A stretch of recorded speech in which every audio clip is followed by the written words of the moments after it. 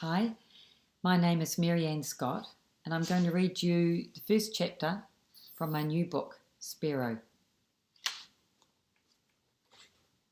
Sean slid into a vacant workstation on the mezzanine floor above the library, where Mrs. Robinson let students hang out on computers during their breaks. No one took much notice of him. Small, quiet kids didn't stand out in the library. And anyway, the students huddling up there were withdrawing from school, not embracing it. He opened up Google Maps to hover above Zimbabwe before selecting satellite view to visit Bulawayo and walk the dusky streets. Then he moved up again to fly above his old farm. The grey roofs of the outbuildings, the brown, dry earth surrounding their land, and the tall trees that mostly hid his old house from aerial view. He peered through the treetops, trying to remember the way his white house became yellowed in the low afternoon sun. The way the steel mesh windows glinted on hot afternoons, and the way Yogi lay panting on the warm concrete steps, always waiting for Sean. "This is annoying. Why the hell won't it work?" The voice from the boy one seat along jolted Sean back to the library. He glanced over to see Mason Leadbetter, hunched over his keyboard, long legs snaking around the chair legs, his head sunk into his hands in frustration. Sean braced for rejection before saying, "Can I help?" "Do you know anything about editing?" Mason didn't wait for an answer. "I need to get this boat and a bit of coastline out of my clip, but every time I cut the frame, I butcher the music." He gave a big sigh. "I'm useless at this stuff." Sean was in two of Mason Leadbetter's classes.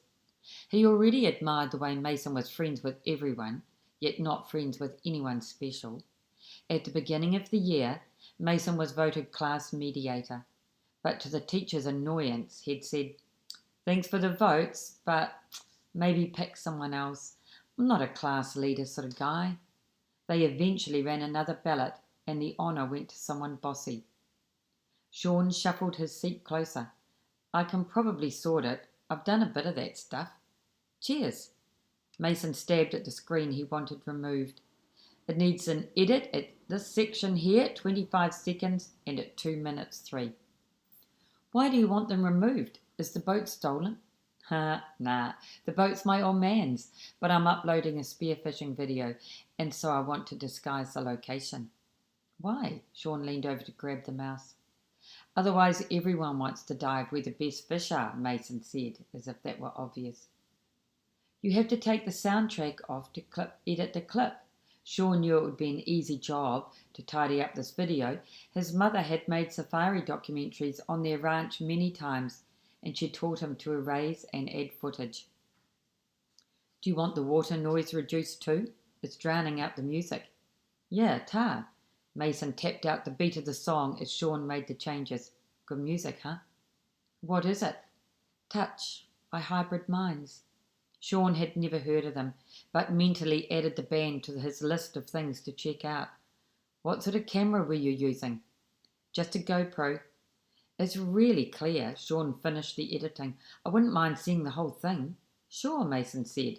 He was peering into a grease-stained paper bag he'd found after digging around in his backpack, and he frowned at the slice of cold pizza he withdrew. "The toppings come off." "Mine used to do that," Sean said, "but now I chuck the cheese on first so everything sticks." "What are you, a chef?" "Desperate. If I don't cook, I don't eat." "How's that?" "Well, my mother works really long hours, so I make the meals." "There's just the two of you?" Sean wished he could say 3.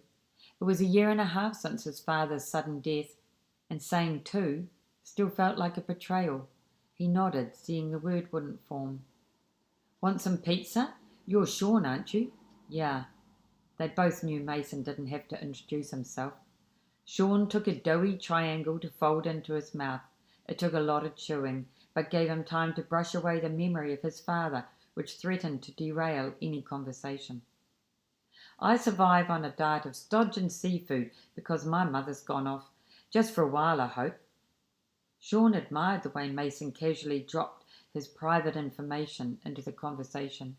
He knew he'd never be able to talk about his father like that. Mason wiped his greasy hands down his uniform and said, "Shall we run this clip?" Sean brushed his own hands clean and nodded. Mason hit start. The screen filled with the sight and sound of an aluminium boat racing around the sea. Thanks to Sean's editing, only the bow was visible. The camera moved to a wide view of the choppy sea before it focused on a close image of each wave. Then the picture sank seamlessly underwater. The bubbles cleared. The seabed came into view. "Sick," Sean said.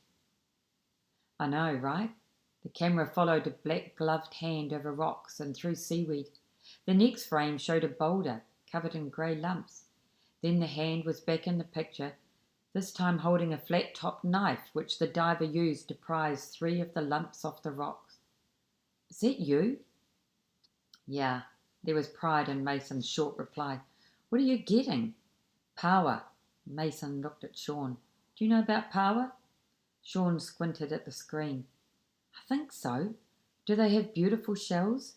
"Yeah, they're basically posh snails with black flesh. They're under pressure, mostly from poachers, so we're only allowed 10 per diver." "Bloody poachers," Sean said, more angrily than he meant to. There are greedy people everywhere in the world, huh?" He changed the subject by tapping the screen. "Why is your knife flat-topped?" "So I don't damage the power. I might take an undersized one and have to put it back. They're hemophiliacs." "Like those people who can't stop bleeding? There was a guy at my old school like that." "Well, it's kind of rare, but there are better outcomes now." "Huh, what are you? A doctor?" Mason laughed. "No, but my old man is." They watched as Mason measured the power before stashing them out of sight. 125 millimetres to be legal, Mason murmured as if Sean had asked. "How come you only took 3? "I went up for air." "You mean you're holding your breath all that time?" "Well, I've cut and pasted a bit. Cinematic license," Mason grinned. "But I've done heaps of diving, so I've increased my—" He waved his hand around, searching for the word. "Capacity?" "Yeah, but we say dive fitness. I've trained my body to get used to high levels of carbon dioxide, so I don't feel the urge to breathe as often. It's called free diving." "But why?" Sean shook his head. "Surely diving with tanks is easier." "Scuba diving's a different sport," Mason said dismissively. "You're not allowed to harvest power using scuba gear. You can't even have the gear on your boat." Mason pointed at the video. "This is better." "How?" "1 breath, 1 spear, and hopefully 1 fish." He pushed his chair back and started packing up his stuff. "You're under the sea, in the fish's environment, and you select your meal." "How did you get into it?"